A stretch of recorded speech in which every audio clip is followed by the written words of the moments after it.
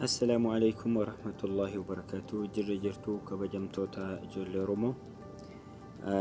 Akkuma kanaan dura ammas barumsa namni baay'een na gaafate kan na gaafates ni beeka. Namni baay'een na gaafatee fi kan nan gaafannillee hawwii barumsa kanaa kan qabdan ni jirtu jedhee kan hin abdadhu tokko irratti hundaatiin viidiyoo kana qabadhee dhufe. Viidiyoo kana dura viidiyoo tokkos dabarseen ture, kan hin duraan dabarsees ta'e kan hin fuulduratti dabarsu hordofuuf social media an fayyadamu lamaan irratti YouTube irratti Jaafar Tuubee jettanii akkasumas Facebook irratti Jaafar Kamaal jettanii na hordofuu ni dandeessan. Gara Jaafar Tuubeetiin subscribe gochuu akkasumas achitti viidiyoo kiyyaaf like gochuu yaada gaarii na bira dhaabbachuu qabdanii jedha. Gara Facebook kiyya Jaafar Kamaaliin ammoo add friend osoo hin taane follow bakka jettu irra tuqxanii akka na hordoftan kabajaan isin gaafadha. Add friendiin kiyya guutuudha isinirraa qabu waan hin dandeenyeef. Tole isinitti dheeressuun dura barumsi kiyya har'aa maal akka ta'e ni jalqabnaa walumaan hordofnaa jechuudha. Garuu sirreeffadhaa xiyyeeffadhaa ilaalaan isiniin jedha. Dhiifama.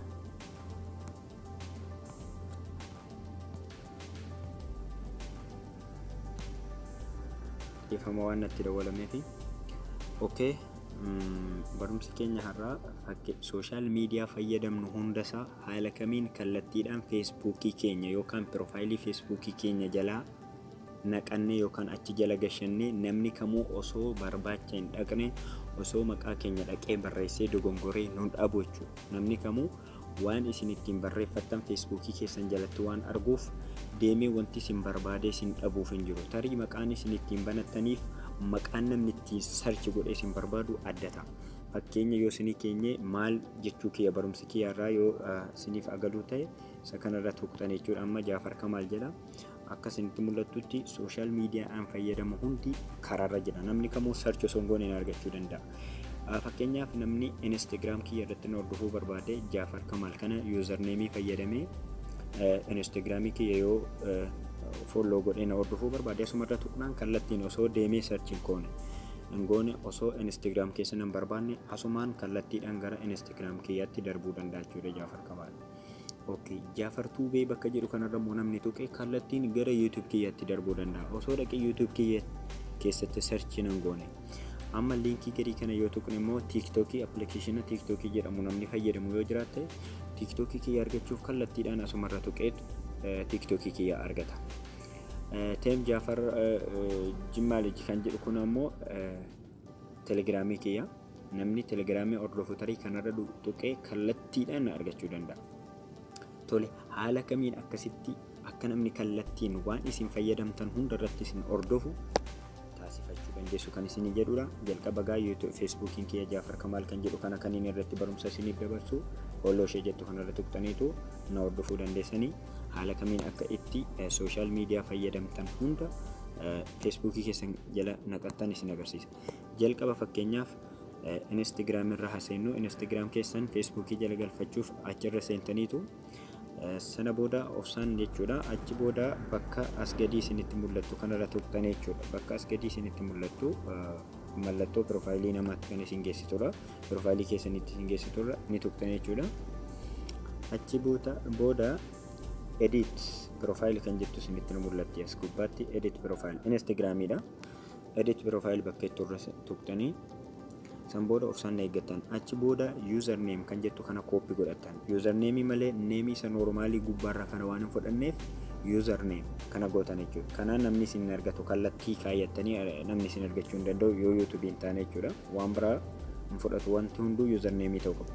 Username kan mallattoon kun gidduu jirtu yoo ta'e ni fudhata jechuudha. Kana copy na godhatan. Okay. Eega copy godhatanii achi deebitanii Facebookii keessan jala jechuudha. Facebookii keessanirra ni seentani.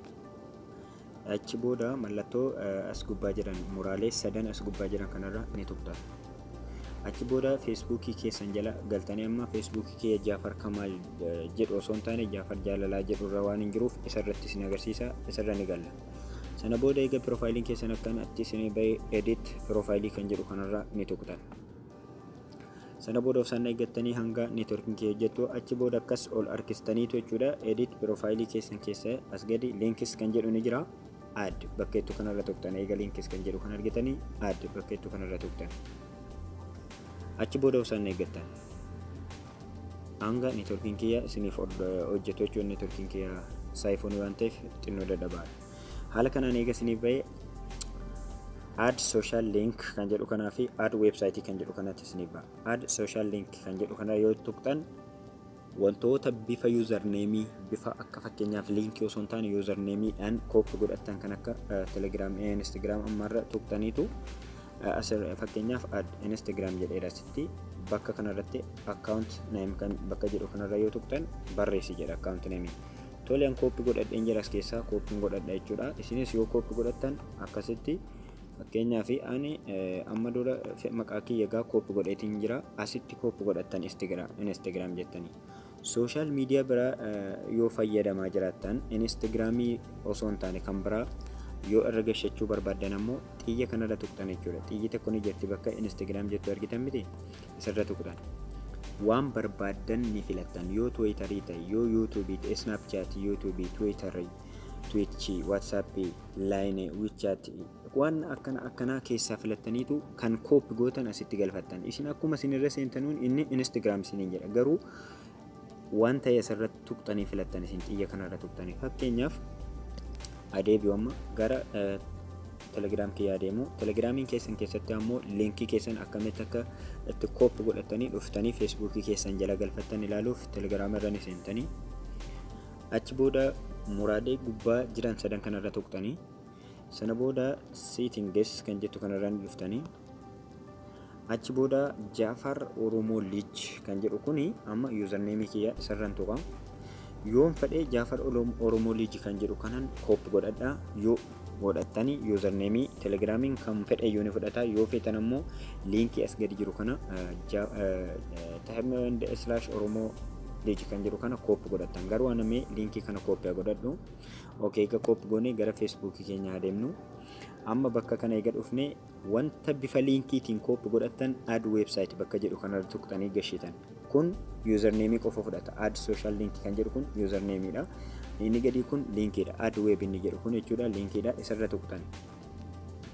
Achi booda hanga networking kiyya dalaguun eeggatanii eega akka kana website address eeganni isiniin jedhee ammoo bakkuma garaa duwwaa kanarra tuqxanii.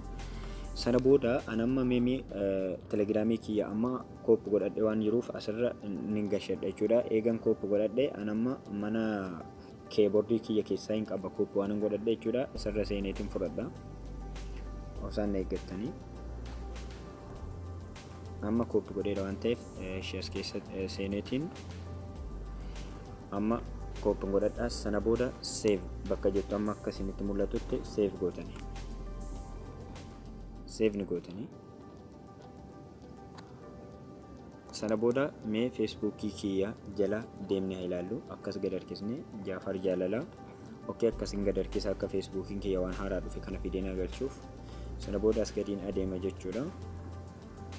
Akka isinitti mul'atutti isinitti mul'ata jedheetiin yaada. Kunoo naa galchee jira jechuudha. Naa galchee jira. Telegramii kiyya kallattiidhaan akkasitti argachuu kan dandeessanudha jechuudha. Kallattiidhaan. Telegramii kiyya fakkeenyaaf isinis waan fayyadamtan hunda akkasitti feesbuukii keessan jala gashachuu ni dandeessan. Fakkeenyaaf YouTube keessan immoo haala kamiin itti feesbuukii keessan jala galchattan inni waan takka taabii takka hin qabu jechuudha. Maaliif maquma isin ittiin barreeffattan fudhachuu danda'a. Fakkeenyaaf feesbuukii keenya jala haa gallu maquma isin ittiin feesbuukii YouTube keessan banattan ni fudhata. Okay, tuqaa sadiirra galla. Jaafar Jaalalaa jalan seenaa. Achi booda edit profile irra tuqna. Sana booda as gadi adeemneetu bakka links jedhu waan gashee jiruuf yoo isin takka illee of jala galchitanii jiraanne editing jedhu add jedha. Anamma editing jedha.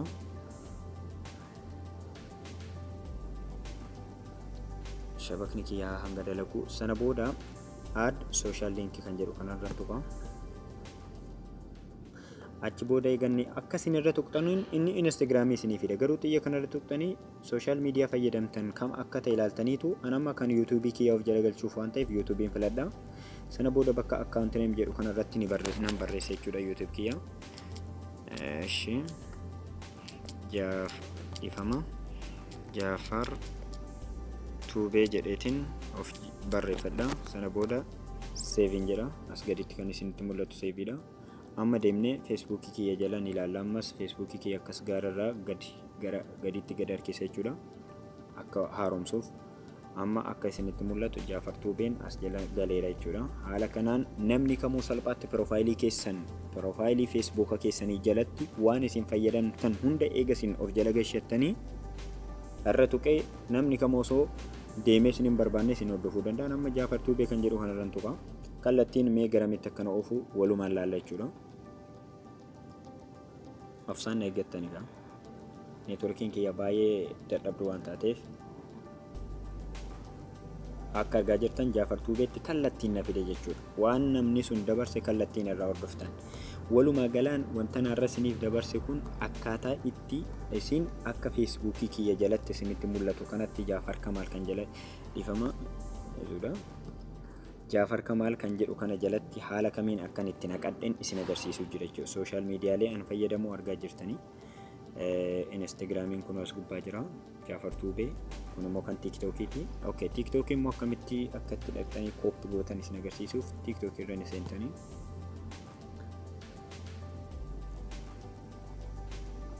Sana booda kun beeksisa waan ta'eef eskeepiin jira.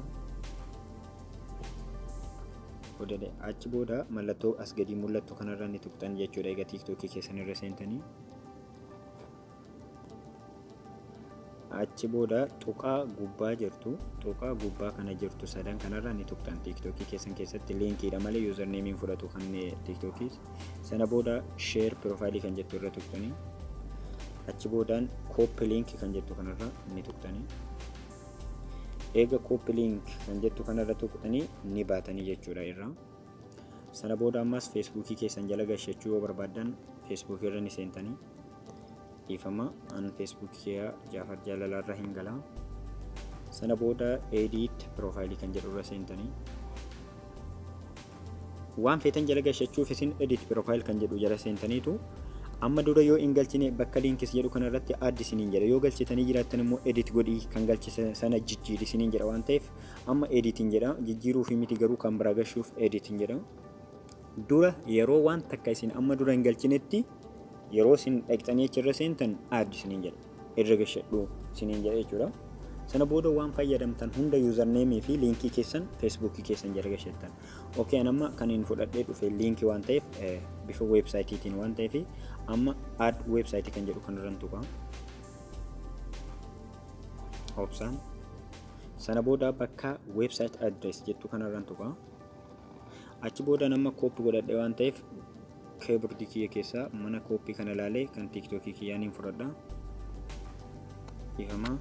Sana booda eega akkas asirra gashadheen booda kan TikTokii kiyyaati liinkii TikTokii kiyyaati save bakka jedhu kanarra hin tuqa.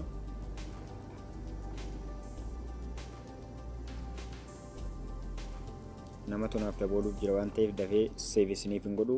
Haala kanaan eega save godhattanii waan barbaadan hunda isin of jala gashattanii namni waa dabarsullee waan kana baay'een nama hin beeku. Jarroowwan ijoolleen keenya waa dabarsan namootumti ciccimaan yuutuubii fayyadamu of jala gashachuu kan hin beekne dhugaa rabbiin jira, kan na gaafates ni jira.